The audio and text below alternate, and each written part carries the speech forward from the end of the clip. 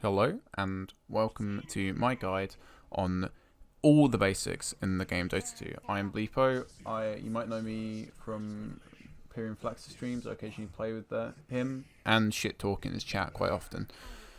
I've spent the past week or so writing a guide for people who feel like they struggle with some stuff in the game. This guide should cover all the basics in Dota 2.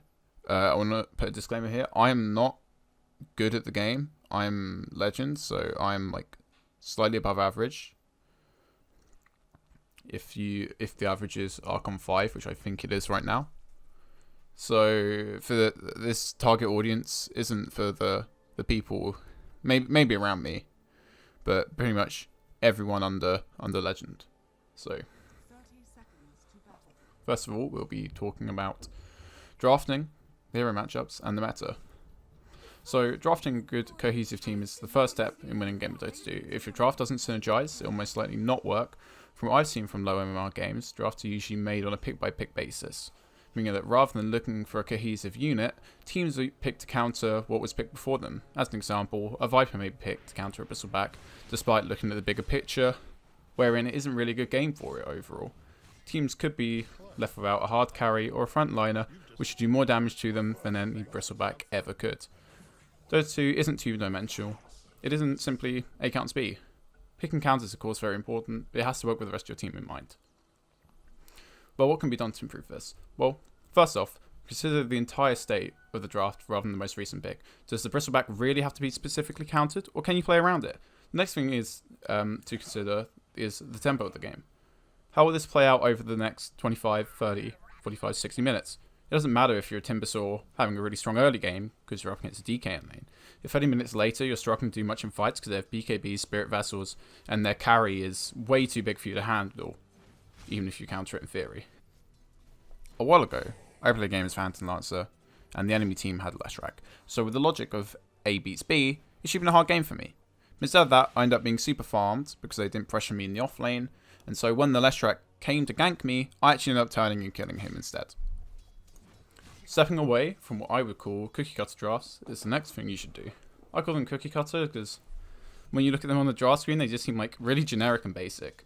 Nothing really stands out. For example, a Lion 5, a Pudge 4, Centaur 3, Sniper 2, and PA 1. I feel like a lot of the lower ranked games I've watched have drafts remarkably similar to the one described. Just because the players don't really know the hero matchups, so they play whatever feels safe, not whatever is good. If you want to outdraft the enemy team, shifting away from the safe but generic and average heroes is how you'll do that. You'll do this by knowing the meta and the hero matchups, which I'll be talking about in a second. The meta and hero matchups both go hand in hand. It's good to know how heroes match up against each other at each stage of the game.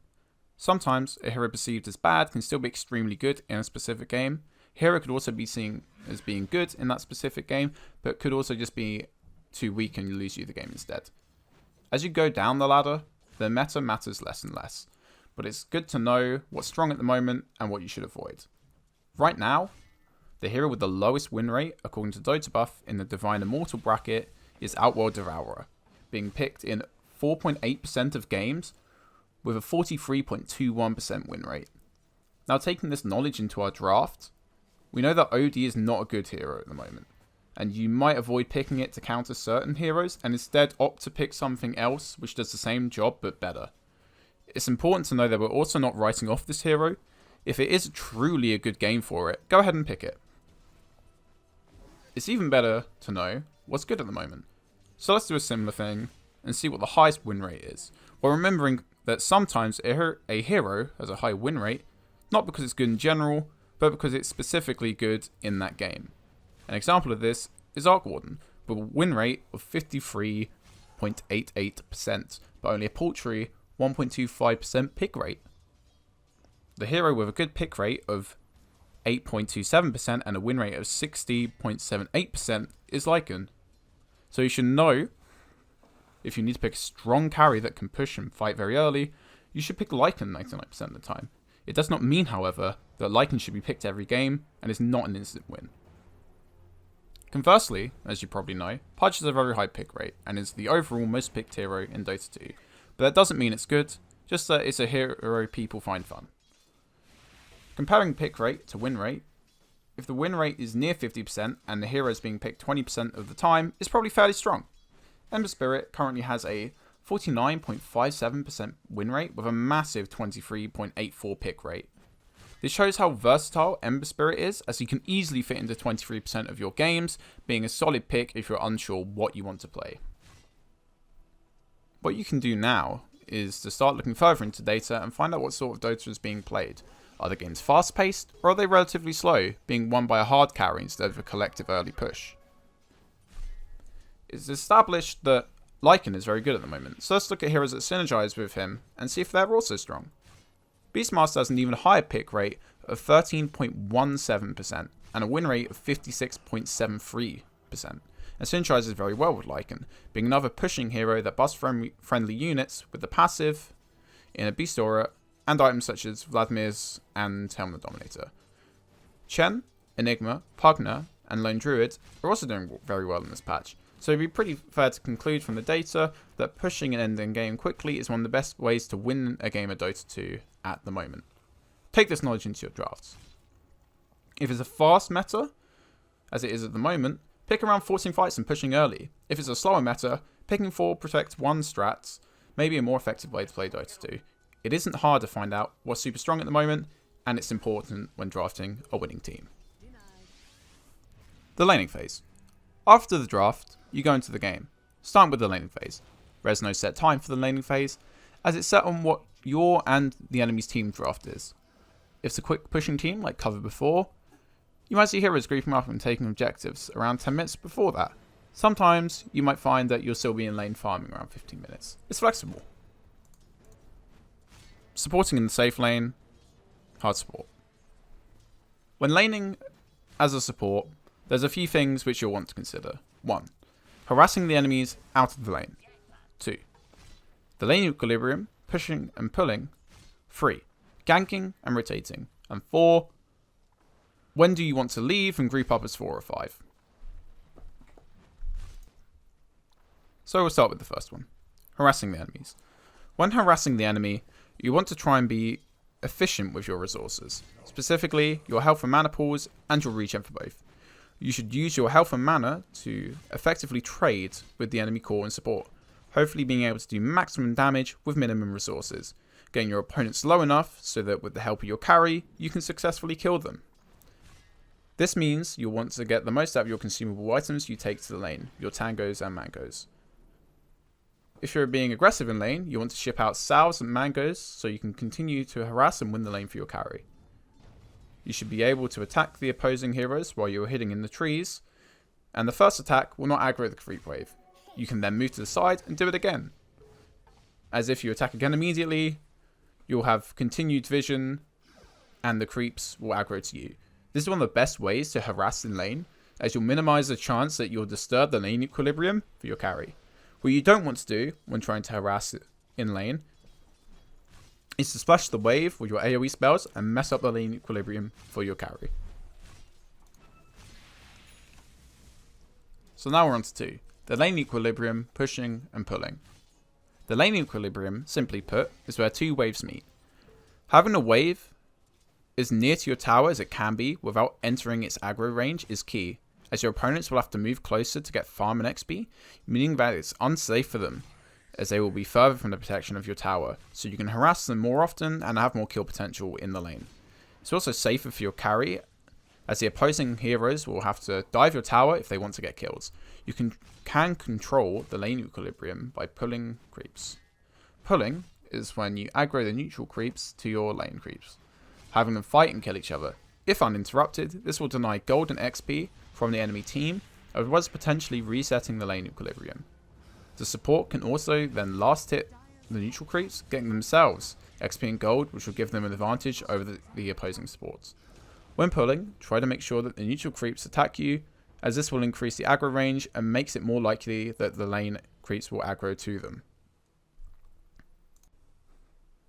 When pulling the small camp, the weakest neutral creeps, you'll want to stack them, or to pull it through to the hard camp, as will be shown on screen. If you didn't stack, you can then pull through, If you didn't pull through or stack the camp when pulling, you will end up inadvertently unbalancing the lane equilibrium because the small camp is not strong enough to kill your entire wave. The 1 or 2 remaining creeps will end up returning to the lane, combining with the next wave and pushing it. You can also pull by cutting down the tree near the hard camp on the radiant side, then aggroing the neutral creeps through there to your wave. And here are the same examples, but for Dire. There are times when you'll want to actively push the lane, of course, when you've killed or forced the enemies out of lane, for instance, or if your wave is stacked up so that you can use the wave as much advantage as possible and put pressure on the tower. Now we'll get on to point number 3, ganking and rotating. Once your carry can sustain in lane by themselves, you can start to rotate elsewhere to place wards or gank enemy heroes. The best time to rotate to gank and ward is once you've either killed or forced the enemies out of lane, or when the lane equilibrium is as good for your carry as it can be, so that the chances of them dying while you're away are minimal. Make sure you communicate what you're doing with the rest of your team so they can play accordingly. It's important not to leave your carry high and dry when rotating to other lanes. Try to be as quick as possible when rotating so that you're efficient with your time. Also, so that you don't end up wasting time you could be using to win the lane or stacking camps. When ganking mid, try to use Smoke of Deceit when it's in stock so you can evade enemy vision. Not alerting their mid laner gives you the best chance of getting a kill. Now on to point 4. When do you want to leave lane and group up? You'll find that you'll naturally get to the point where you're spending little to no time with your carry in lane after rotating for ganks and placing down wards on the map. Most of the time, you'll end up grouping up as 4 and pushing the offlane or mid lane, as it's generally your team's job to make space for your carry, forcing rotations from the enemy team to other lanes. This gives your carry space to farm their lane freely and to push it in, giving them the best chance to play to their hero's potential. Now, we'll talk about supporting in the offlane. When supporting in the offlane, you'll find that you're a more aggressive version of what you would do in the safe lane. You'll be trading more often, trying to shut down the opposing team's carry. You'll also end up rotating a lot earlier, as your offlaner is most likely playing a hero that can live in the lane by themselves, giving you the ability to place down wards and gank without having to worry as much about your lane partner. Most position 4s are innately good at fighting, with classic examples being Tusk, Mirana, and Earth Spirit. Heroes with the ability to disable enemy heroes and doing a relatively high amount of damage very early on. Position 4s tend to be snowbally. A Pudge or Tusk who has been getting kills is a hell of a lot more effective than one doing poorly. And now we'll get onto the offlane. When playing offlane, there are a few things you'll need to be doing. 1. Disrupting the enemy carry's farm. 2. Trying not to die. And number 3. Making space for your carry. We'll start with number 1. Disrupting the enemy carry's farm. Your ultimate goal as the offlaner is to disrupt the enemy carry's farm as much as you can. The quicker they get online, the harder the game becomes for you and your team. A lot of the time, you'll end up becoming an immovable object of sorts, forcing the enemy team to commit as many resources as they can to remove you temporarily. If you can kill the enemy support, forcing the core to play safe and miss last hits, or even better, kill and almost kill the enemy carry, meaning they're out of lane, waiting for regen to be delivered, or waiting to respawn. Sometimes, not killing them ends up being better as they spend longer walking to base for regen than they end up doing while waiting to respawn. Right. Now we'll get on to point number 2. Trying not to die. Trying not to die sounds pretty simple at face value, but as an offlaner you need to know the limits on both your and the enemy's heroes. If you overcommit for a kill then end up dying instead, you can really mess things up. For example, if you're playing Pangolier and you're up against a Juggernaut, if you use Swashbuckle aggressively, you can end up just getting run down with Blade Fury, without any way to escape since your Swashbuckle is on cooldown.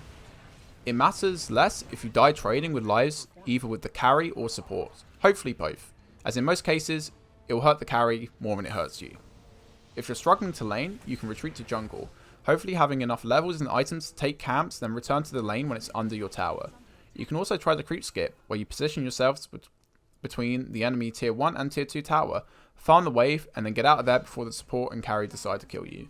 Moreover, you can pull the enemy creep aggro from the same spot all the way through the jungle, across the river, and then next to / under your tower, securing a wave for yourself and changing the lane equilibrium to your advantage.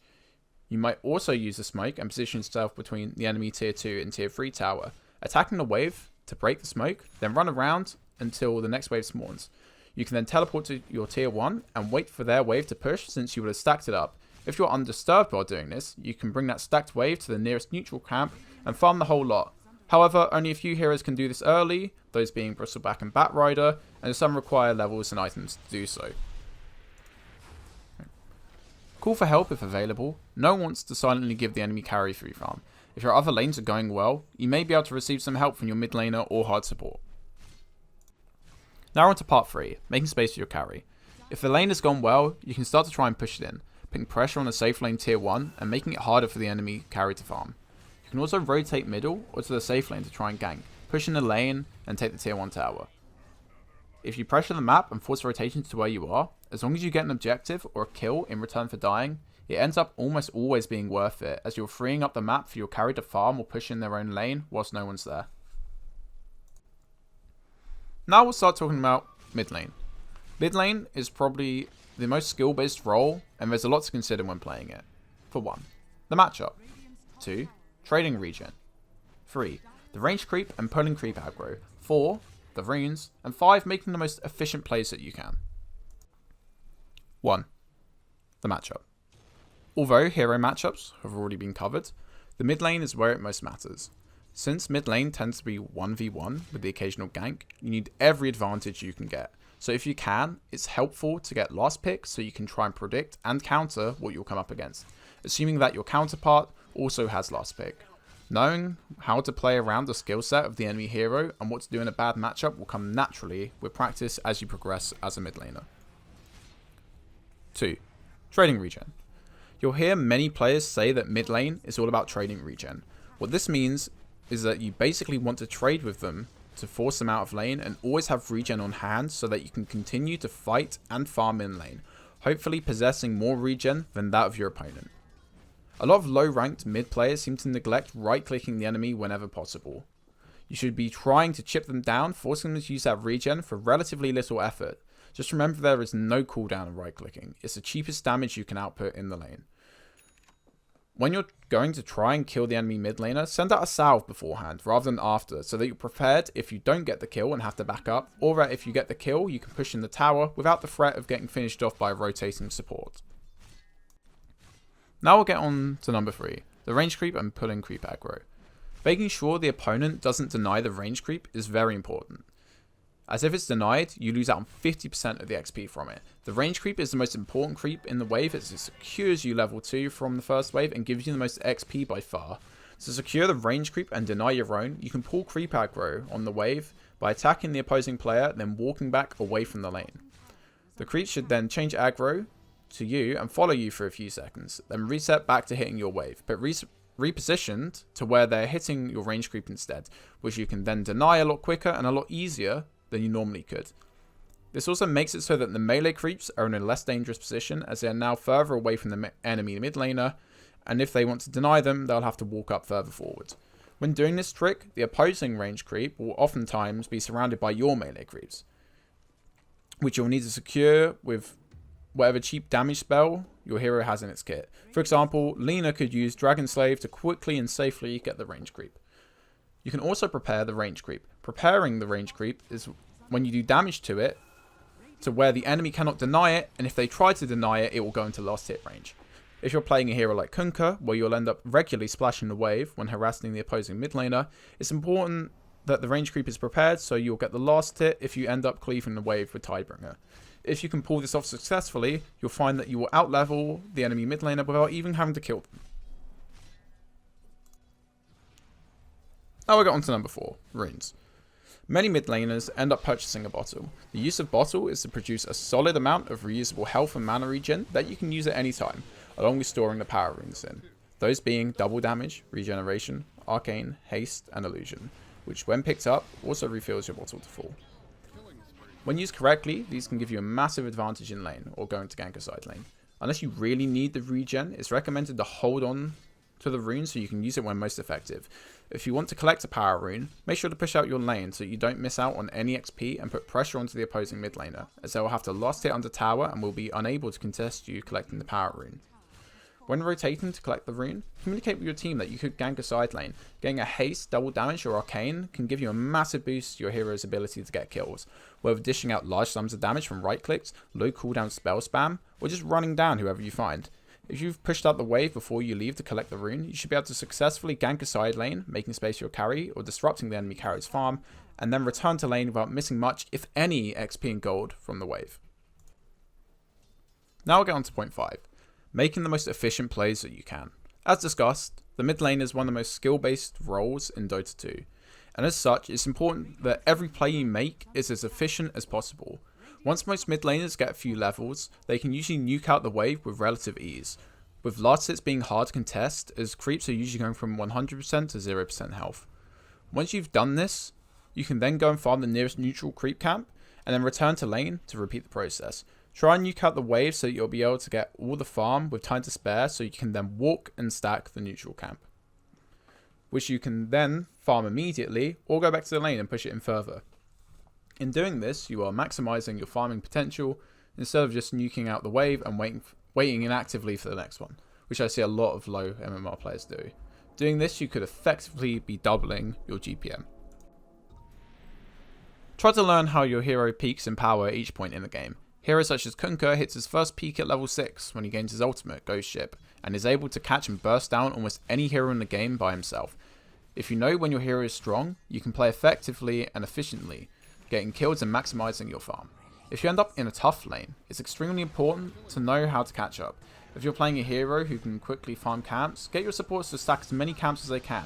Also, call for ganks if you think you can get a kill on the enemy mid laner, as this should end up resetting the state of the game, putting you back on level.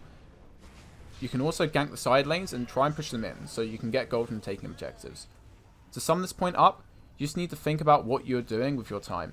Why are you standing middle right now? What are you achieving? Could you be getting more farmer objectives elsewhere? I'll talk about this more later, as it's relevant after the laning stage as well, but I feel like a lot of players really struggle because they lose direction. Just take 5 minutes to stop and think about what you're actually achieving at that moment in time. Now we'll talk about Safelane. When playing Safelane, there's a couple things to keep in mind. 1. Controlling the wave. 2. Hitting levels. 3. Accelerating in farm. And 4. Knowing when to fight and when to farm. So I'll start with the first point, controlling the wave. When playing Safelane carry, being able to control the wave is one of, if not, the most important things you'll need to be able to do.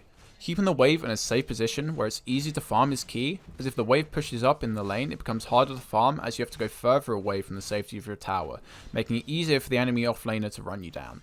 Although you cannot auto-attack your own creeps from full health, you can once they go below half health, meaning that if your lane starts to push, you end up having one more creep in your wave compared to the enemy one, you can aggressively deny your own creeps, as long as they are below half health, to keep the lane in a safe and stable place to farm.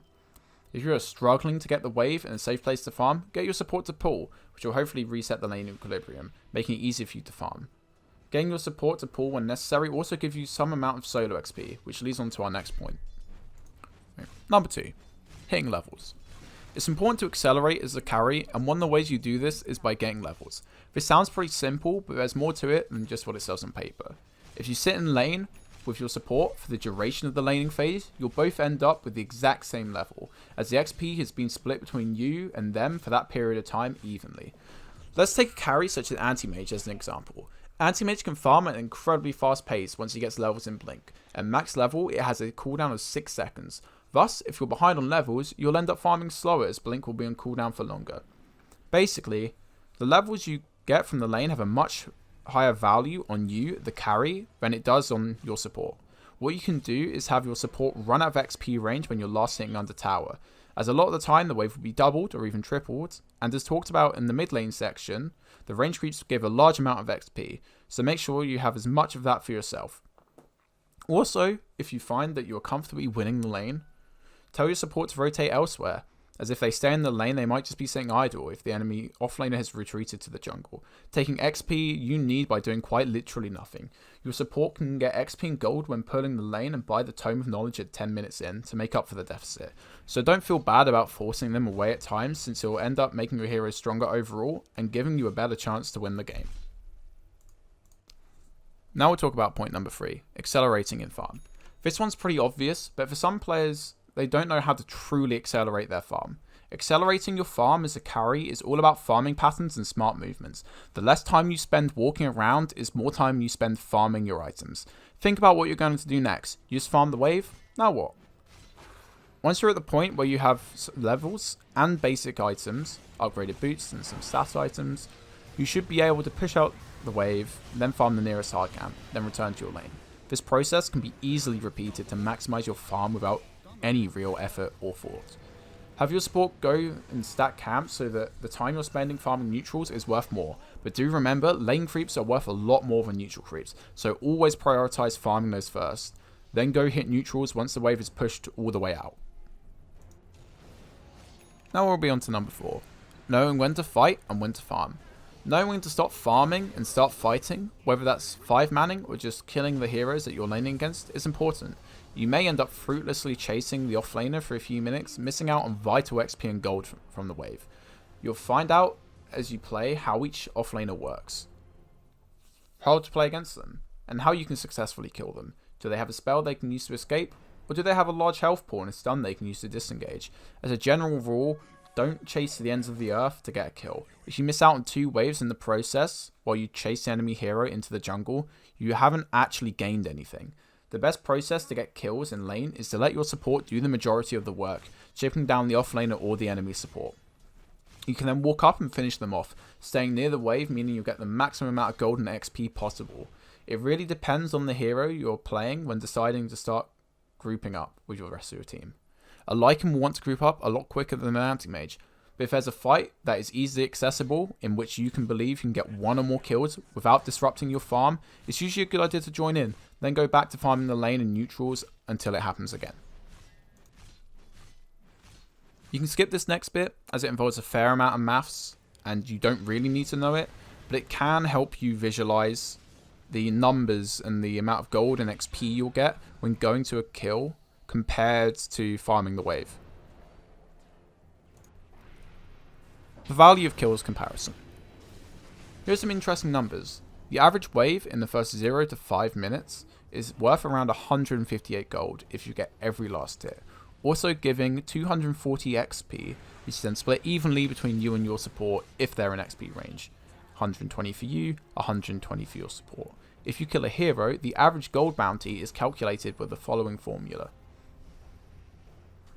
Let's say you kill the enemy offlaner who is level 3, doesn't have a kill streak, it isn't first blood, and they're worth around 1,500 gold. You'll get 99 plus bracket 3 times 7.2, which equals 120.6 gold. You also gain assist gold, which is calculated as the following. In this scenario, let's say you and your support are the only heroes who contributed to this kill, meaning only you and your support get the assist gold. There are 2 killers, so it's 45 plus bracket 150 times 0.033 divided by 2, equaling 69.75. Assuming you're the one who got the kill, you will get 189 gold. This is worth 31 more gold than just getting the last hits from a wave. Putting this into perspective, 31 gold is worth about the same as an extra melee creep in your wave. Experience is dished out by the following calculation. So from this kill, you'll gain 40 plus 0.13 times 600 divided by 2, equaling 59 XP. You then add 90 to this, as this is the base amount of XP you get from killing a level 3 hero, meaning you'll get 149 XP. Putting all these numbers together, if you miss one entire wave and you're out of XP range for getting a kill on a level 3 target, you will gain a total of 31 more gold and 29 more XP. Say you chased a while and missed 2 waves, you end up missing out on 93 gold and 91 XP. Now let's say that your support is playing well and is getting out of XP range of the range creep, giving you 154 XP per wave rather than 120. If you missed out on 1 wave to get a kill, you end up missing 5 XP. If you miss out on 2 waves, you lose out on 159 XP. Now let's say you got the kill near the wave, meaning you're in XP range. Let's also say you only missed out on 1 melee creep last hit. You will have gained 269 XP and a total of 325 gold if you get every last hit afterwards. This is an absolutely massive difference, which can make the difference between you getting your next item in 1 minute or 3 minutes. Now I'll talk about bounty runes. Bounty runes start with the initial value of 40 gold per person, which totals 200 gold for your team. Every 5 minutes, they gain an extra value of 10 gold per person. So at 10 minutes, they're now worth 60 gold per person, totaling 300 gold for your team per rune collected. Getting bounty runes is especially important for supports, as it's one of their main sources of gold. It could be the difference between getting boots of speed soon or not. When supporting, prioritize getting the runes when you can. If you can get all 4 runes at the 5th minute, you are giving your team a total of 1000 gold, 200 individually. As a mid laner, it can be worth rotating to fight over one of the bounties, as you can get kills and then regen back up the fall with the bounty rune, which will give you bottle charges you'll receive from picking it up. Now I'll talk about after the laning stage. Now the laning stage is over, what do you want to do now? In this section, I'll talk about the map, warding, neutral camps, micromanagement, Roshan, smoke ganks, going high ground, buyback, and itemization. We'll start with the map. The map is filled with objectives you can take, those being the towers, outposts, barracks, and the ancient. When you take a tower, you negate some of the enemy influence over that area, since they can no longer TP to that tower. Some towers are worth more than others in terms of map control. Example, the offlane tower is worth the least, while the mid lane tower is worth the most. Taking towers opens up the map for your team, making invading the enemy jungle easier. For example, if you lose the mid tower on Radiant, a significant amount of space is opened up on the map, giving the Dire more opportunities to invade both the main jungle and the triangle. If you look at the image on screen, the red line is where the Dire should be able to push up to if they take the Radiant tier 1 in mid lane. When that tower is taken, you lose the vision, which is helping safeguard the jungle. The towers are also a major deterrent, as some players will be wary to dive for kills if they think they'll take too much damage from it. Now let's look at the map again, but for this time, if the offlane towers were taken, you can hopefully see how much less the map opens up if you take the offlane towers compared to the middle. Taking the middle tier 1 gives you access to both jungles, while destroying the offlane tower only gives partial access to the triangle part of the jungle, with Radiant acquiring the opportunity to take the Dire ancient camp, and the Dire to some of the neutral camps in the triangle, some being riskier to take than others. Taking the Safelane tier 1 opens up the map as shown on screen. It can vary if you have control of the outpost or not. Without the outpost, you may only gain the hardened small camp, but also have the opportunity to gank the main jungle. If you take the outpost, you can force more engagements in the jungle, as well as being able to take the tier 2 much easier. Since the outposts give vision as well as a location you can teleport to, it's recommended to try and take it after destroying the tier 1, as it's likely you and the rest of your team are there, making it hard for the enemy team to stop you, especially if they've just lost the team fight to you. Try to time your pushes with when the outposts give XP, which is every 10 minutes. You don't double the XP for controlling both, but you do deny it from the other team. Each time the outposts give XP is calculated as the following. The barracks are split into 2, one for the melee creeps and one for the range creeps, with a pair being in each lane for each team. You cannot take the barracks until you've taken the tier 3 in front of it. Taking a barracks turns your regular creeps into super creeps in that lane. The melee barracks are much more valuable than the ranged, but in return are much harder to take. When going high ground, always try and take the melee barracks first, since they are more valuable and have more health and armor, as well as regenerating 5 health per second. Think of it this way. If you take the range barracks, you are buffing the siege creep, which appears every 5 minutes, and the range creep, which you only get another of at the 40th minute mark. While taking the melee barracks buffs all the melee creeps, assuming you take it at the 30 minute mark, that's 5 super melee creeps you'll have pushing in that lane at all times until the enemy team equalizes and takes your barracks in return.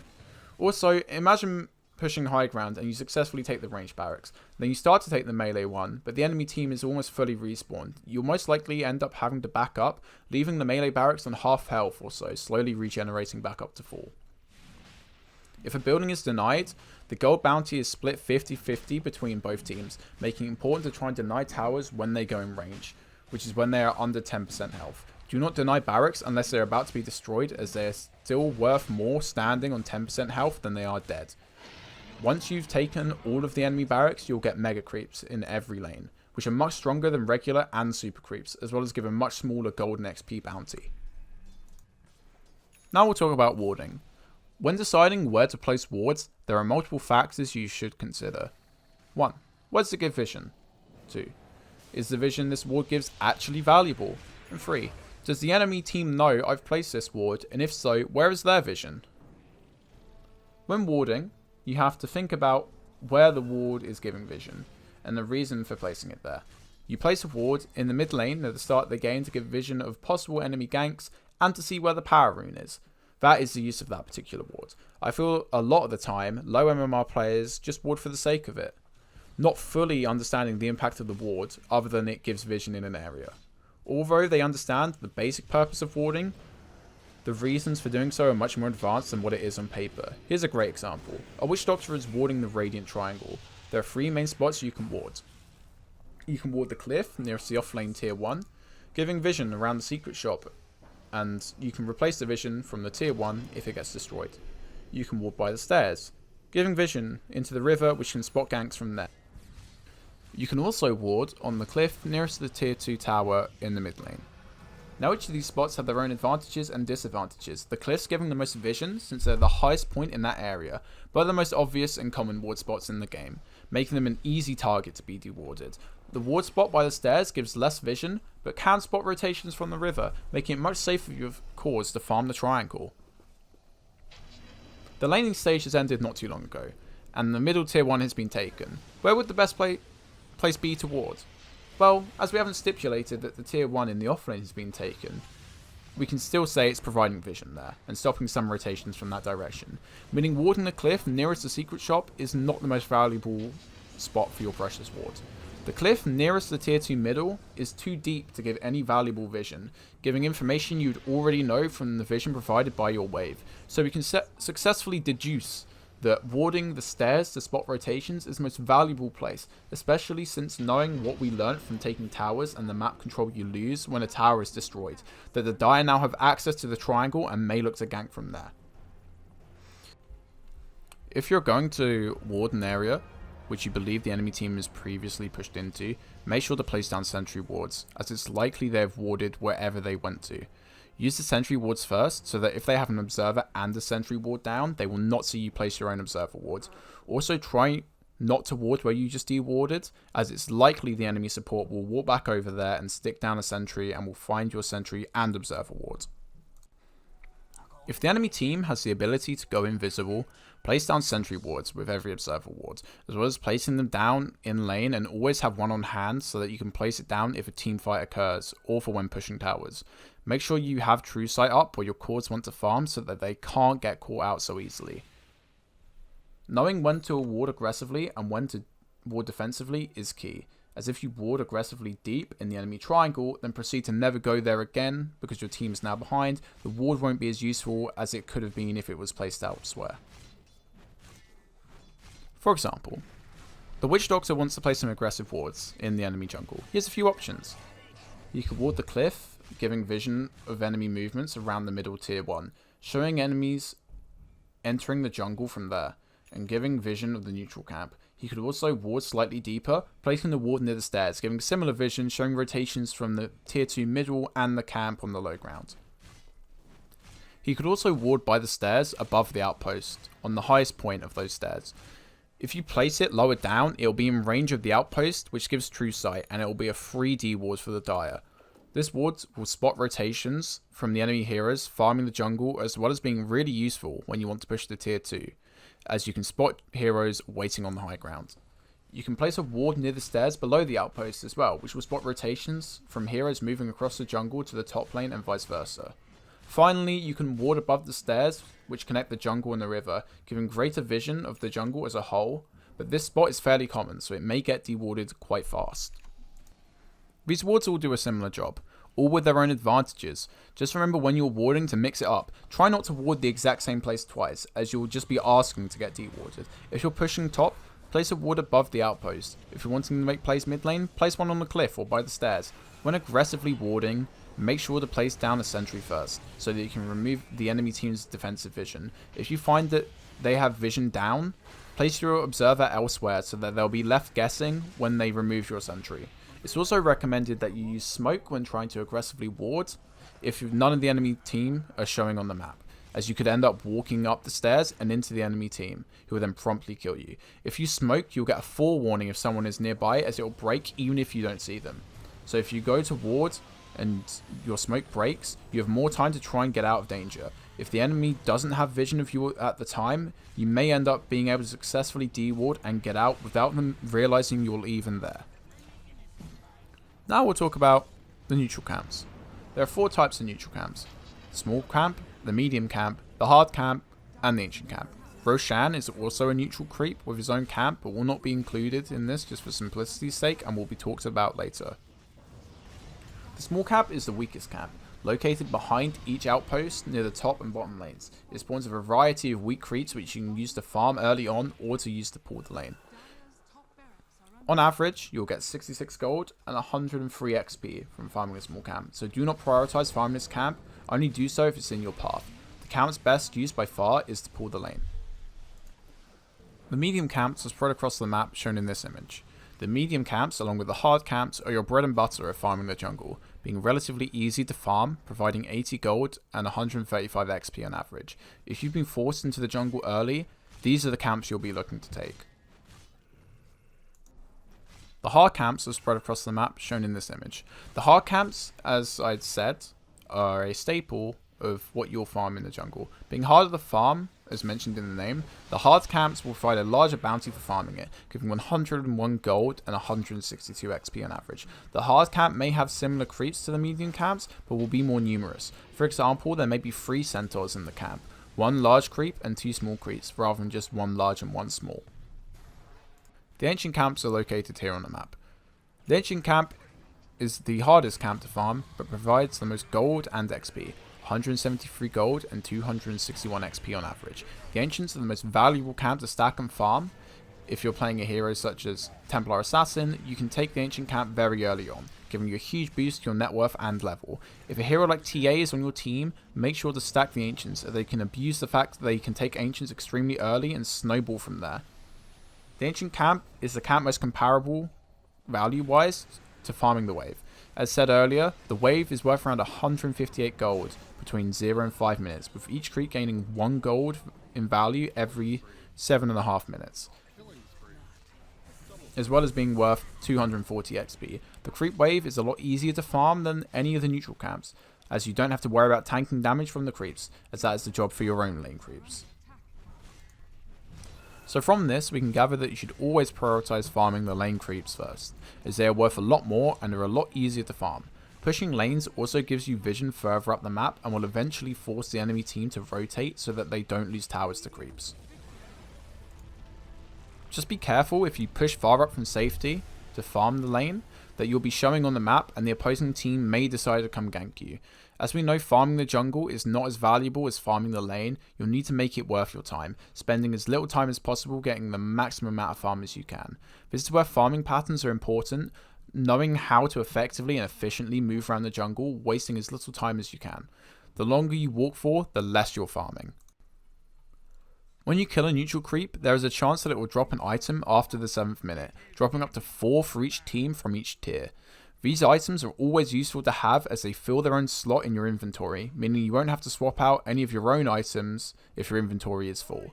At 17 minutes, the next tier of items will be droppable, with the next ones being available at the 27th, 37th, then 60-minute mark for each tier. These items go from being a nice freebie to significantly affecting the outcome of the game. Ancient creeps are 3 times more likely to drop neutral items, so when the next tier of neutral items are introduced into the game, look to farm up some neutrals so that you can find the items that can give you a big advantage in the next fight. Now we'll talk about micromanagement. Some heroes that you'll play require some form of micromanagement. This could be in the form of illusions such as Naga Siren, or could be clones or creep units such as Lone Druid, Meepo, or Arc Warden. For every unit you control, you can press tab to select the next one in the line. You can also set control groups so that you can select multiple units at once. You do this by selecting all the units you want in the group, then pressing control and then the hotkey you want to assign it to. For example, if you're playing Naga Siren and you use Mirror Image, it is more efficient to split up the illusions to farm multiple camps at once. You can press Tab to control the next illusion, then A-click to where you want them to go. Since you've A-clicked, it will auto-attack all enemy units nearby. At first, you would have to send a few illusions to each camp, but once they get stronger, you can have one illusion farming a camp each. If you want to control all of your illusions, you can press the hotkey you set for your control group, selecting all of them at once. To make your micromanagement as easy as possible, you can set multiple control groups, as well as setting a key to select your hero only, so you spend less time looking across the map for the units you want to control. Now we'll talk about Roshan. Roshan is one of the most valuable objectives on the map, being contested between both teams. Killing Roshan will give you the Aegis of the Immortal, which allows you to respawn after death, consuming the item. When you kill Roshan for a second time, he'll also drop a cheese, a consumable item, which restores a major amount of mana and health on use. The third time, along with the Aegis and the cheese, you'll also receive an Aghanim's Blessing, a consumable Ags, or a Refresher Shard, a one-time use Refresher Orb. On the fourth Roshan, and every time after that, you will receive all 4 of these items.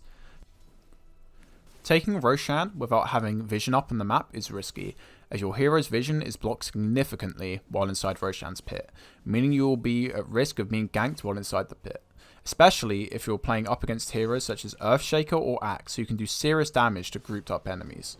Make sure you have wards set up around the pit with observers placed in the jungles and sentries placed outside the pit, so you can spot invisible heroes who may come to snatch the Aegis away from your team.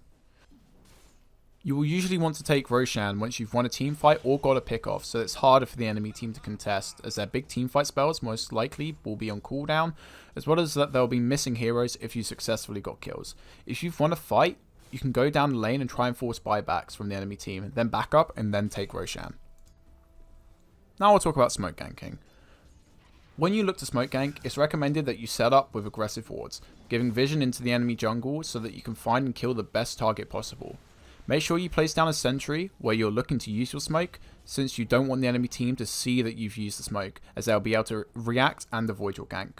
Try and pick out a specific target, preferably the carry or the mid laner. What you don't want to end up with is your smoke popping on the position 5 who's worth very little, or the offlaner that is probably very hard to kill. You may look to smoke gank if the enemy team has had used some of their big team fight spells such as Chrono or Ravage, so that it can be harder for the enemy team to react, as they'll be missing these spells that can turn the fight, and they will end up taking the fight, which will be massively unfavourable, or sacking off whoever has been caught. Smoke is also popped by towers if you walk just outside of their attack range, so make sure you avoid the towers and giving away your potentially winning smoke gank. Now we'll talk about going high ground. Before you go up high ground, you'll usually want to look for a pick off to give yourself as much an advantage as you can. Trying to take high ground ends up being hard for a number of reasons. First of all, you probably only have limited vision, which is given to you by your wave, which usually ends up being nuked out once it gets to the enemy tower. Try to stick down an observer ward while unseen. You can use a smoke to achieve this fairly easily. The next problem that occurs is that your team can end up being clumped up, making you susceptible to spells like Black Hole, Chronosphere, and Echo Slam. To avoid this, you'll need to communicate with your team and have a designated hero hit the buildings while the rest of the team spreads out. You may take the buildings slower, but you'll end up avoiding game-losing fights. You may want to take Roshan before going high ground so that your core can commit to getting the buildings without worrying about being controlled, blown up, and throwing away their life. You can also try to split push the high ground if you have a hero like Nature's Prophet or Beastmaster on your team. While the enemies are focused on the main force of your team, your Nature's Prophet could be sneakily taking the barracks elsewhere. When you're defending high ground, don't position yourself too far up, as you'll negate the fact that you're much harder to catch when standing behind the barracks, as enemy heroes will have to dive into the tier 3s and possibly the tier 4s to get kills. If you have AoE wave clear such as Shrapnel or Firestorm, place that down in front of your tower so you'll safely kill the wave without putting yourself in danger. Also make sure sentries are placed in the gaps between the tier 3s so you can remove any enemy vision in your base. Once a single enemy hero walks too far forward, you can look to catch and kill them, hopefully before the rest of their team can react. If you've got a big team fight spell you want to use, such as Echo Slam, you can smoke yourself in the fountain so that they won't see you walk up into blink range until it's too late. Now I'll talk about Buyback. When it gets later into the game, it's important to save a Buyback. The buyback cost is calculated as the following. Saving for buyback means that you'll always be able to defend your buildings, but know that if you die after using buyback, your respawn timer will be increased by 25 seconds. Once you use buyback, you are unable to use it again for 8 minutes, so try to be as effective with it as possible. In the mid game, it is sometimes worth to use your buyback to re-enter fights if you can teleport right to it and have the capacity to turn and win it for your team. For example, having spells like Ghost Ship ready to use which can do massive damage and turn the fight for your team. You can not only win the fight for your team, but you can also help by following up and taking objectives. Although it's good to use your buyback occasionally like this, don't do it haphazardly as you could end up throwing away a lot of your gold. Now we'll talk about itemization. It's very important to itemize correctly. If you buy the wrong items, you can very easily lose the game. Look at the enemy team. What does their team do well? What does it struggle against? If they do lots of magic damage, you can get a Pipe of Insight or a BKB. And if they have inbuilt lifesteal or high regeneration, you can build a Spirit Vessel. Item builds should be fluid. You can follow a guide so that you get the gist of what you want to build. Core items for most heroes stay the same for most games. But after you've got your Radiance or Blink Dagger, which might be required on your hero, then what? Itemizing well will take time. As you play, you'll learn what heroes are countered by what items, and what items you should avoid in certain games. For example, if you're playing Kunkka and the enemy team's main way to initiate fights is just to walk in, you may consider buying an Aghanim Scepter earlier than you normally would. Think about what makes the enemy team strong, then consider what you can do to nullify that. If you genuinely can't think of what to build, ask around and find out what your teammates think is good. Sometimes you may forget certain items exist. It happens. You can give them some options when asking, what would be better here, Force Staff or Glimmer Cape? You can continue to follow the guide you're using, as it wouldn't be far from what you should get. You should just know that there's probably better items you can get than the one next on the list. If you're struggling on what guide to use, I'd recommend using Immortal Faith's guides, as I think they do the best to reflect the current best builds and are updated regularly. He's a professional coach, currently on Viking.gg, and clearly knows his stuff. Now I'll talk about the bad things you probably do in your games of Dota 2, starting with idling. The first thing which comes to my mind when I think of bad things players do is idling. It seems to me a lot of players struggle with direction after the laning stage, since what you should be doing isn't telegraphed by the game. Sometimes I'll see the mid laner just standing mid, or worse, the majority of the team doing the 1k standoff, where both teams just posture by the river, wasting their time and achieving nothing. It might also be the hard support who doesn't know when to leave the lane, just standing idly by watching their carry farm. First of all, if you think you're achieving nothing, take 5 seconds to actually stop and think about what you're doing. Is standing with your carry accomplishing anything? And is there something else you could be doing? A lot of the time, you may just be on autopilot going from place to place. On the surface looking like you're achieving a lot, but actually you could be doing a lot better. If you're a support and you feel like you're just standing around with your carry, ask them whether you're needed there or not. They might want stacks or wards placed elsewhere on the map, and you could be using your time more productively. You can look elsewhere to take objectives. Ask your team if they're ready to take a tower or go for a smoke gank. As a support, you're much more dependent on your cores to make plays. So if you're idling and waiting for your team to come online, just stack on ward and be productive with your time.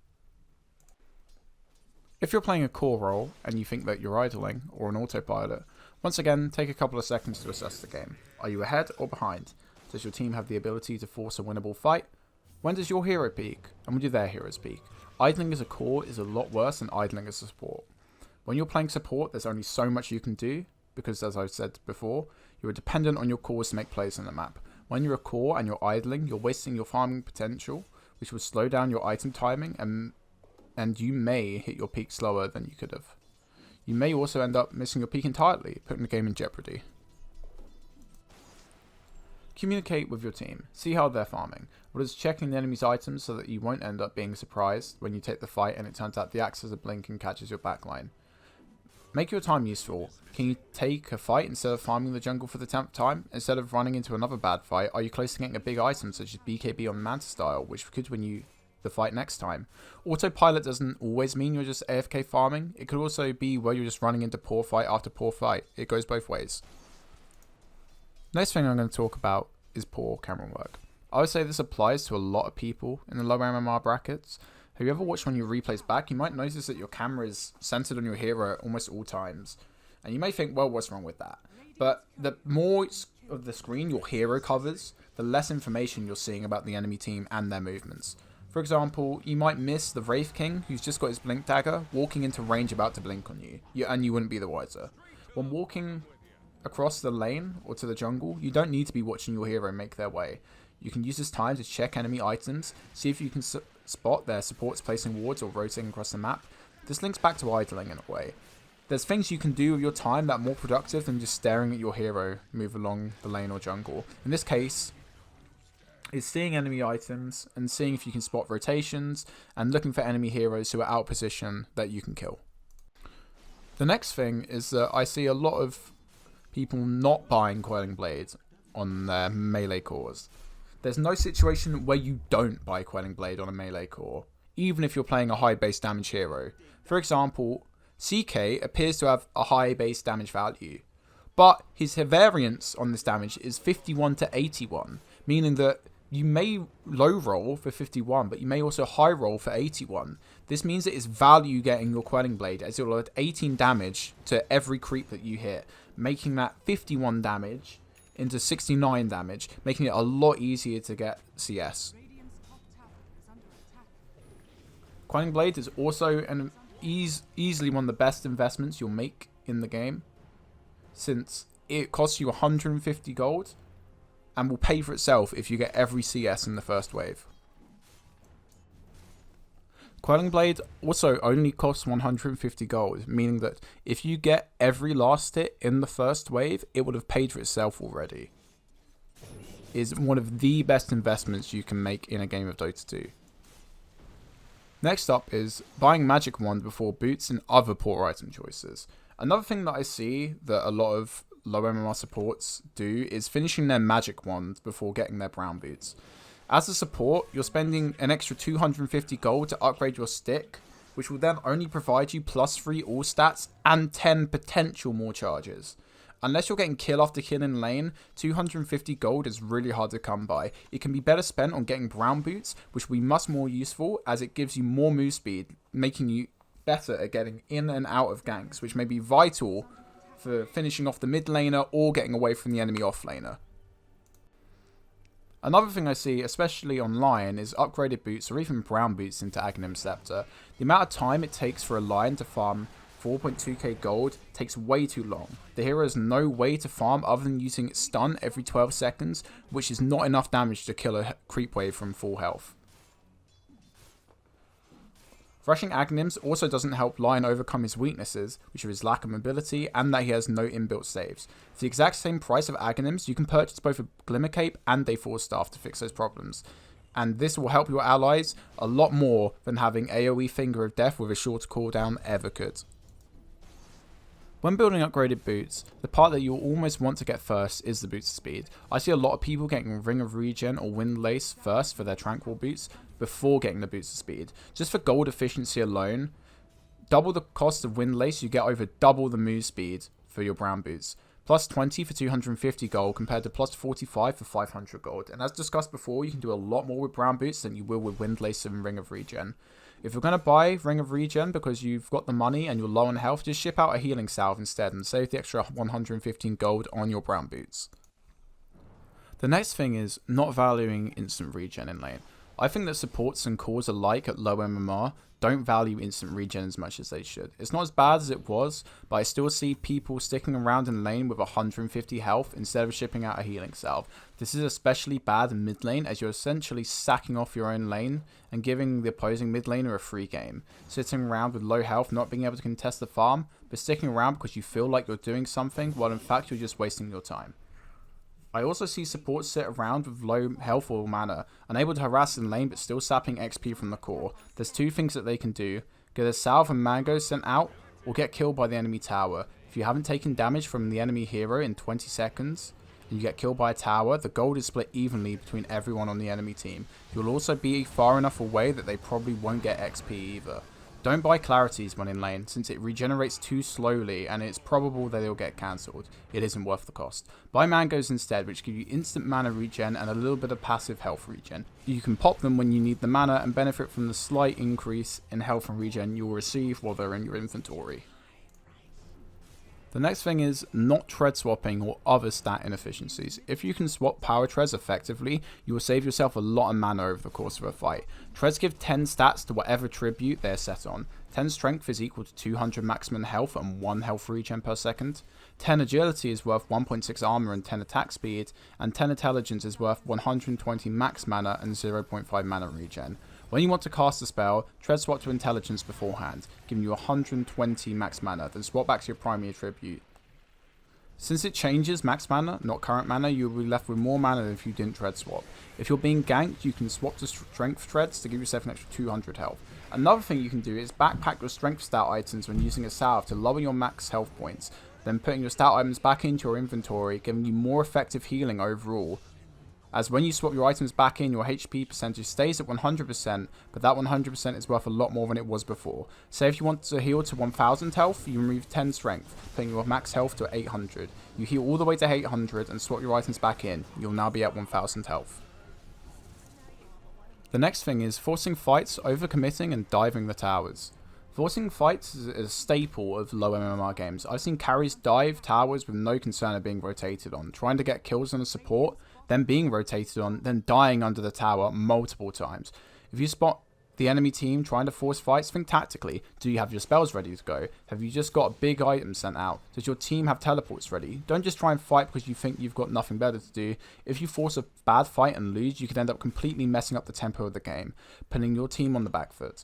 When fighting by towers, remember that they give out armor and regen to all friendly heroes in an AoE, making them slightly harder to kill. You may also be forcing fights in places where it becomes hard to take objectives. It doesn't matter if you can win 3 fights in a row if you can't follow up with getting any objectives. The next thing is not having true sight / reveal. A lot of the times, players forget about true sight and dust of appearance. When playing against heroes that can go invisible, it is vital that you have some form of true sight so you can actually attack and kill the invisible target. Otherwise, you're letting them go scot-free. Always carry around the dust of appearance on supports, and if you have an open inventory slot, do so as well as cause. If you're the initiation for your team and you're trying to go on a hero who can go invisible, you have to be carrying dust or have a gem of true sight, or they might just be able to walk away. If you don't, you almost never get anything out of your ganks, as the enemy team will always be able to disengage. The 9th point is following guides too well. I see guides often being followed to a T. Use guides for what they are, a guide. Sometimes skilling a spell earlier may be better, or that one of your core items that you've been recommended isn't good in this game. If you're unsure on what to build, have a look at a couple guides and come to a consensus. You could always have a look on Dota Buff, which has multiple builds available to look at. You can always do a general assessment of the game. Do you need magic damage to clear illusions? Or do you need a single target burst? You can cater to your build from there. Next up is looking for blame elsewhere. One thing a lot of people do, good or bad, is to look to blame other people. Playing the blame game before looking back at themselves. When the game is over, win or loss, look at what you could have done better. There's always something. You have to give yourself the best chance to win. And if you can do that without having to fully rely on your teammates, even better. I'm sure that at times you can blame someone else and be correct, but Dota is 5 versus 5, and most of the time the blame cannot solely be on one person. If you just blame everyone else while not assessing how well you played, you will never improve. When your teammates can be extremely inconsistent, relying on yourself to win is important. If you know that your teammates are going to be bad, don't continue to expect top tier plays from them. If you can get yourself to play as good as you possibly can, you'll only need your teammates to do the basics. Well, that about covers everything in general in Dota 2. I really hope you found this guide useful, both if you're listening to me narrate it for you, or if you've read the Google document. I didn't expect it to become an absolute mess of 13,000 words and 37 pages. It was just going to be something quick, but then spiraled into something a lot bigger. Thanks to the lads in the Pyrian Flak Subshack, especially the guys in the Dota for New Goons channel, who I played with and watched their games to try and find out what they do wrong and what they could do better. Also, thank you to Eri Oldenok, who helped me proofread and make a lot of fixes to the grammar. Yeah, that's about it. If you want to, see me do anything else like this, message me in Discord. You can at me on Twitter at Bleepo101. You can follow my Twitch, which is also Bleepo101. I stream sometimes. I watch people's replays. I tell them what they could do better. I also just, sometimes just stream my games anyway. Yeah, that's about it. Anyway, good luck in your future games, and yeah, I hope you find this helpful. Right. Later.